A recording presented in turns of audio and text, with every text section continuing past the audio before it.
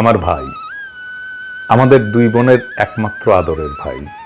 আমরা ওকে কি পরিমাণ ভালোবাসি এটা হয়তো কখনো আর তাকে বলাই হবে না, সুযোগ করি। যেদিন প্রথম আম্মু তাকে আনে বাসায়, এসেই সে আমাদের দুই বোনের গায়ে সসম্মানে হিসু করে ভালোবাসার জানান দেয়। আমাদের ছোট্ট বাবুটাকে আমরা টুনা ডাকতাম, ভালোবাসার ডাক আর কি। ছোট্ট টুনা বড় হয়ে বড় টুনা হইল, কিন্তু টুনাই রয়ে গেল, আমাদের কাছে সৈকত হতে পারলো না। কি রাগ তার! আমাকে বন্ধুদের সামনে টুনা ডাকবে না তো সেবন্তী আপু? 11ই সেপ্টেম্বরে তার 20 বছর হওয়ার কথা ছিল। জন্মদিনের কয়েকদিন আগে থেকেই গান গাওয়া শুরু করত। সেবন্তী আপু, কি কেক বানাবা তুমি? কত হাসি খুশি ছিলাম আমরা, এখন বুকে খালি হাহাকার। কি যেন নাই, নাই তো নাই। আমাদের কলিজাকে গুলি করে মারা হয়েছে। আমার ফুলের মতো ভাইটাকে ঠান্ডা মাথায় টার্গেট করে মাথায় গুলি করা হয়েছে। বাবার কাছে ছেলের লাশের চেয়ে ভারী এই পৃথিবীতে কিছু আছে? বিচার কাকে দেব?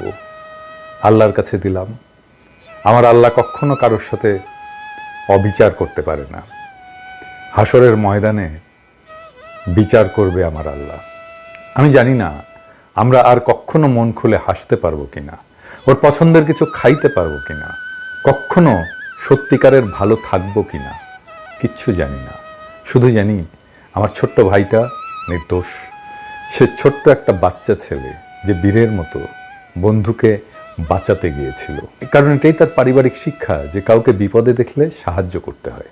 কখনো আর ভাইকে দেখতে পারবো না, জড়িয়ে ধরতে পারবো না, গালে কপালে জোর করে চুমু দিতে পারবো না, আর কখনো বলতে পারবো না টুনা কয়েল ধরায় দে, টুনা পানি দে। আমার ভাই শহীদ। শুক্রবার দিন দুপুর 3:37 আমার ভাইয়ের মাথায় গুলি করা হয়েছে। মুসলমানদের জন্য শুক্রবারের মৃত্যু হচ্ছে স্বপ্ন, আর তার উপরে মহররম মাস। জান্নাতে সবুজ পাখি হয়ে ঘুরে বেড়াচ্ছে আমার ছোট্ট বাচ্চাটা।